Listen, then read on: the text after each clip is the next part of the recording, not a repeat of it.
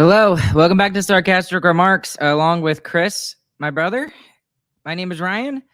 This is the official Dallas Stars podcast of THPN. Thank you for those of you who are insane enough to be up with us right now. It is currently 1:14 in the morning Central Time at the time of this recording, if you're listening afterwards. If you like this podcast, if you like this episode, if you want to bash Matt Dumba's head into the ice, please consider liking and subscribing to this podcast and also leaving us a 5-star review. And we will gladly do you the favor of bashing Matt Dumba's head into the ice. The Dallas Stars lose in overtime tonight by a final score of 3-2. Lots of I don't even know where to start, Chris, because of how many things that have happened. But first, we need to say the obvious thing, and the fact that I really praying that Joe Pavelski is okay at this point. Yeah, it didn't look like he was okay, but No, he was. I agree. Big thing in this game for me, the Stars had too many chances not to win. They had too many chances. They had a power play late in the third period to win. They had a power play in the first overtime to win. Power play in the second overtime to win. So many chances, so many wide open nets that were missed. You have to win. And now you look at what is left after 5 periods of playoff hockey. You've got one of your best players is injured for probably at least the series. You've lost home ice advantage. He's done for the postseason. We don't know that yet, but most likely, yes, I agree. That is a likely thing. You've lost home ice advantage, and the biggest question mark of the whole series was, how's Gustafsson going to play? Answer that question. I still think Ottinger was the better goaltender tonight. I thought he was.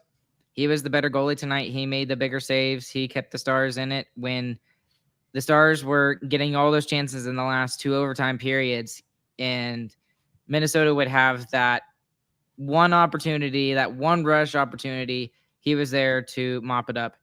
And then, of course, what is it that gets him? It's a bounce puck off of a skate that happens to go straight into the front where Ryan Hartman is there to put it away. And that's how 5-period games end. I mean, that's kind of typical for a game like that. You have to get the job done when you have the chance, and Stars didn't do it. So we will complain about officiating. That is definitely part of this game, a huge part.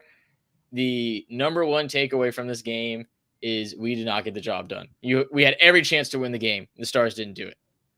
Very scared of not having any depth scoring. That is very terrifying. Yeah. So they don't take care of business, and actually it was Saad.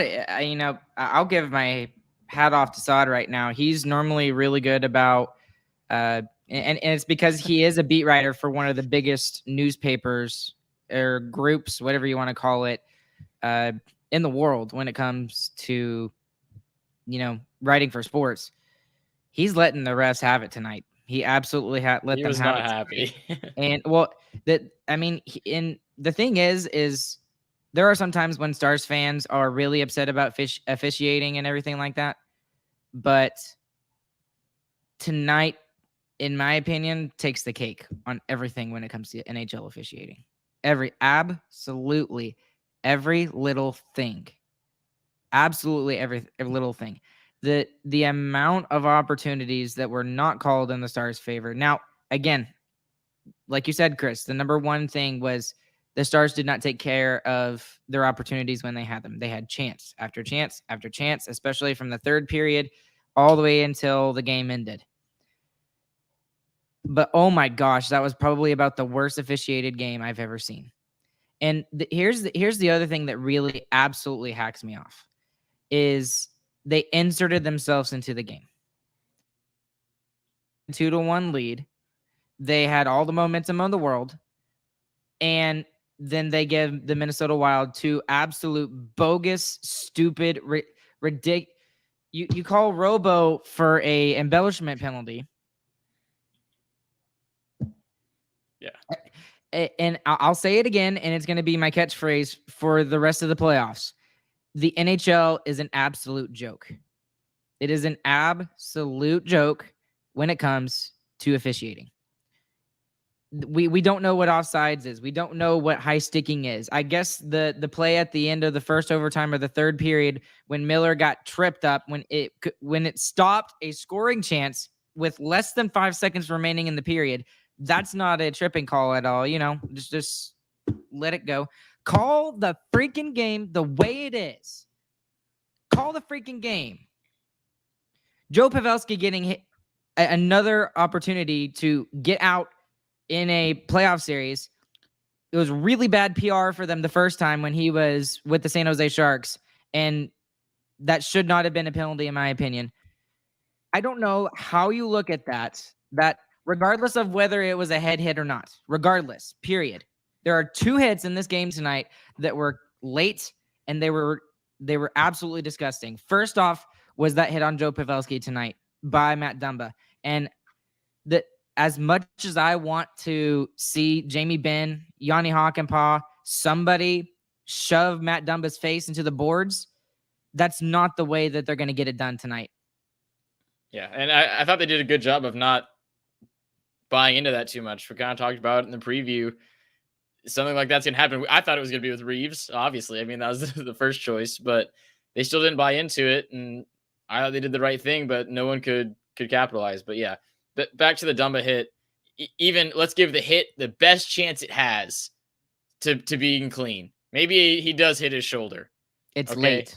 It's a late hit. It's a late hit. And he leaves his feet. He jumps. It's on a defenseless player. I mean, even the best case scenario for this hit has to be a major. Even if it is shoulder to shoulder, it has to be a major penalty. There's no possible way. I still think there's a pretty good chance that there could be a suspension on this penalty. No, there's not going to be. There still is a good chance for it. When they do a review like this, it does not go to Toronto. It is the on-ice officials and the in-arena officials. So there's a good chance it still could be a suspension. No, there won't be a suspension, Chris. There will not be a suspension because you don't know that for sure. I do know that for sure because they're going to back up the crappy reffing that was done tonight. They're going to back it up and they're going to say, no, everything was right. And they might privately kind of talk to the refs and say, you guys really sucked that up. Great job. But they're not going to go out publicly and say that the officiating was absolutely terrible. I mean, no, they're not going to do that. And they're not going to they're going to double down even further by letting Matt Dumba play in game 2. It's going to happen. Mark my words. Yeah, we'll see. Either way, even if you are a Wild fan, even if that is a clean hit and there's no suspension, that should not be a clean hit. If that's a clean hit, there's a problem with hockey. I mean, that cannot be allowed to happen, especially since we know all this stuff about CTE now, especially coming from football. But like, if you're a retired NHL player right now, like you're just licking your chops at a lawsuit. You play that in the courtroom and say that the NHL found that hit totally fine. I mean, that'd be so easy to win that lawsuit. There was also the hit by Marcus Foligno on Jason Robertson there towards the end of the game as well. And the puck was long gone. It was long gone. And he still throws our best player on the ice. Yeah, I mean, you could tell what the Wild's game plan was. They know they can't go toe-to-toe with the skill of the Stars. And they went after the top line.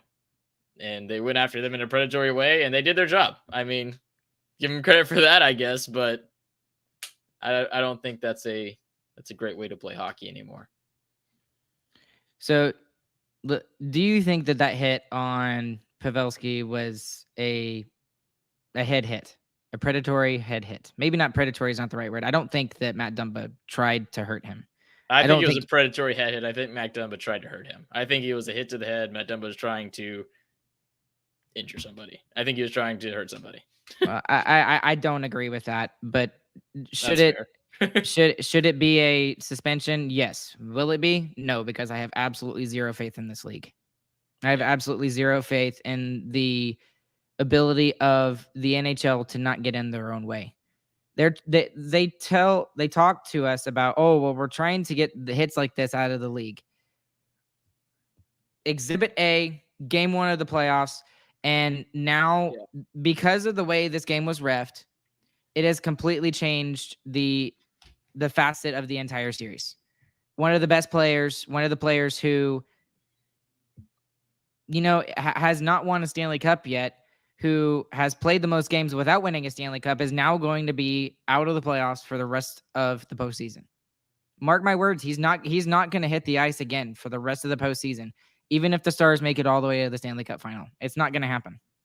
I mean, we all saw how he looked, and Nick was saying, I hope Pavelski's okay, and I hope he comes back. And I just sent him a tweet. I kind of tweeted him, and I was like, dude, did you not see the same thing we did? There's no way he's coming back.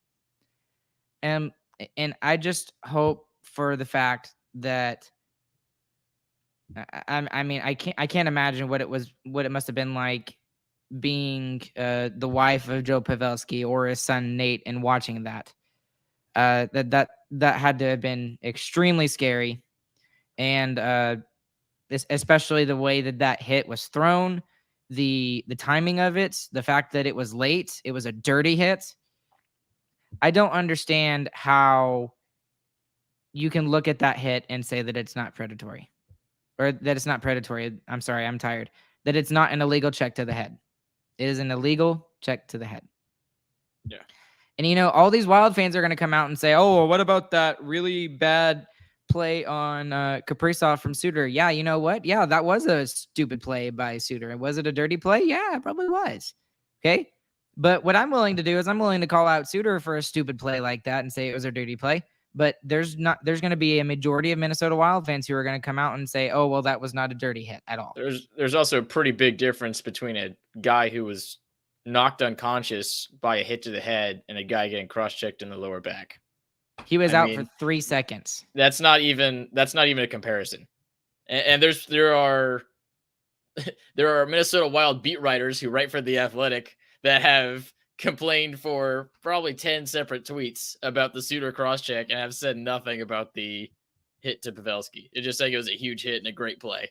I mean, that's pretty awful.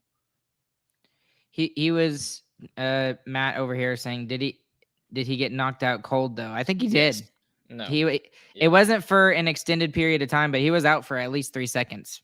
3 to 6 seconds. And whether he was knocked out from the actual hit or the hitting his head on the ice, I mean, either way, it's a high hit. And if you go back and look at the hit again, the first thing that gets knocked out of, I guess, the momentum that Pavelski has is his head. His head snaps back. It's the first thing that happens on the hit. And we're going to say that's not a hit to the head. I don't know. Telek, Lizzie, I'm sorry. I'm going to disagree with you here for a second. I hope Suter takes Kaprizov out next game. I don't want to see that. We don't. Kaprizov is a great player. We don't want to see anybody get hurt. Okay? Let's be totally honest here. Hang on for a second. Chris? Oh, there. Ryan's back. Oh, sorry. I'm back. Sorry. We don't want to see anybody get hurt. Right, Chris? You don't want anybody to try and hurt anybody. Especially a predatory way. This is not the 1980s. This is not the 1990s. We don't want Derian Hatcher to go and destroy the jaw of Jeremy Roenick. We don't want something like that.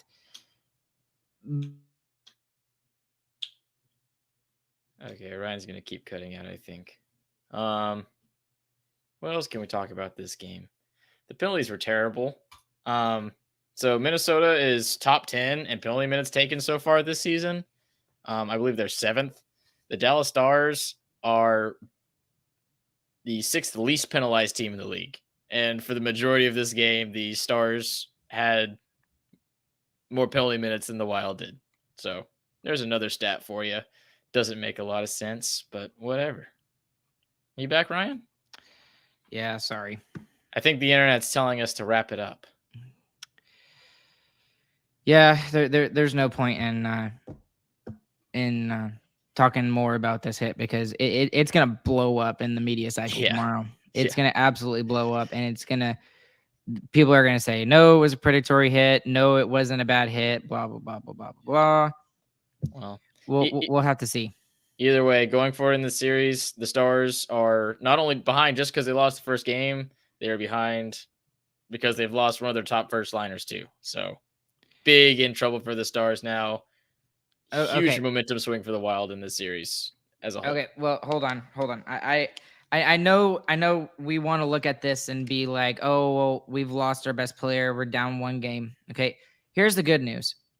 It took the Minnesota Wild 5 periods to defeat the Dallas Stars tonight. 5 periods. And the fact of the matter is we have the depth. Tyler Seguin had a very good game after Joe Pavelski went out. I thought he had a very good game. The three of them with Robo and Hintz, I think they just got tired at the end of the game. Seguin can step into that role and be able to do, obviously not to the same extent that those three guys with Pavelski on that line can do. We're not asking him to do that. We are asking him to fill in on the best line in hockey, which that is a huge step. And I think he can do it. I think he can do it. And you know what? If that happened to the Minnesota Wild, nobody would be able to fulfill what Zuccarello can do or Kaprizov could do. Yeah. So the other thing about this game as well is it's one game. It's one. It is one. The Stars can very well turn around on Wednesday night and completely dismantle the Minnesota Wild. So. And the other, I'll give another positive in the Stars' favor. That is the best game the Wild could have played. That is the best first game they could have played. They came out of the gate swinging. They had the Stars on the ropes in the first half. They lay big hits. They do what they have to do against a team that is technically skill-wise on paper better than them. They played a perfect first game, and the Stars still overcame that, and the Wild got lucky at the end with a good bounce. So that's your positive going into the rest of the series. But man, it is bleak.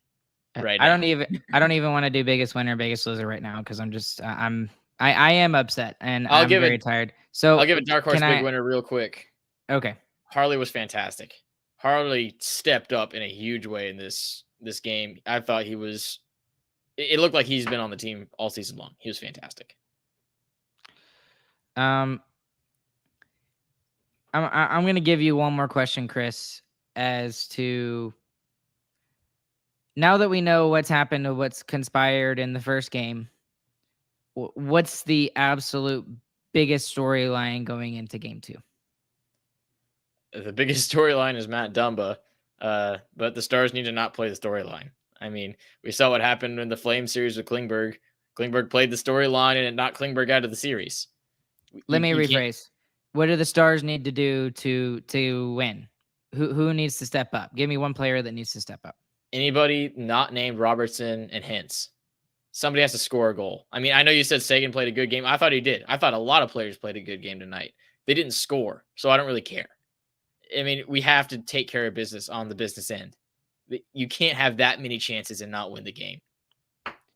I believe this was a hockey gods that the Minnesota Wild gave more sacrifices to the hockey gods than the Dallas Stars did, even though the Dallas Stars sacrificed one of their first line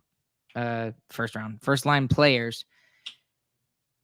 I think this series is it's far from over. It's far from over. I know it feels like the series is over already because it's the first game and we've lost 5 periods. It was 5 periods, but there's still a lot of hockey left to be played, and that's exactly why these series are best of 7, first to 4 wins. We are due for some good breaks for sure. So I think this game is a fluke. I do. And I bet you go and ask a majority of people, they will agree with me when they say that they think that I think the only player that had a good game was Gustafsson. They had a good first period. The team did, the Minnesota Wild, and after that it was non-existent because their defense was crazy. I mean, Faber, Dumba played a great game even after the hit. He was fantastic, just from a pure playing hockey wise, not just laying illegal checks. The Wild Blue Liners stepped up in a huge way tonight, especially Faber. I mean, coming from nowhere, dude was playing college hockey a month ago, and he saved a goal. He saved a goal 3 times, and then Marchment missed, and Dadonov, especially in the first overtime period, had 3 separate chances, I think. So I mean, that's what I'm saying, Chris. I think this is a fluke. This is a fluke game. Everything went right for the Minnesota Wild in order to survive, and they did. They got a lucky bounce. It happened to get in front of Ottawa. So I think that's really what it boiled down to. Is the Stars just didn't execute. Minnesota got lucky. That's what happened. I hope you're right. Okay, guys. Thank you guys for listening to us. Y'all are insane. It's 1:34 in the morning and y'all are listening to a Stars podcast. For those of you that are listening live, we do appreciate you guys. For those of you that literally are listening afterwards, if you liked what you heard, please consider liking and subscribing. We will be taking Dumba's head and mushing it into the ice, and his red blood will be all over the ice on game 2. I fully expect that to happen. And as always, if you'd like to support us in what we do here, please consider going to StarcasterMarksShop.com and buying some merch there. It's the best way you can support us and what we do here. Along with Chris, my name is Ryan. We will see you guys on the flip side, and we will be back with you guys again on Wednesday night. No extended episode on Wednesday, obviously, because it's going to be stupid late already when a regular game ends, because it's going to be like 11:30. Stupid national broadcast. I hate this. Anyways, we will catch you guys on the flip side. See you guys later, and we hope you guys have a good, fantastic morning, afternoon, evening, whenever you guys are listening. See you guys later.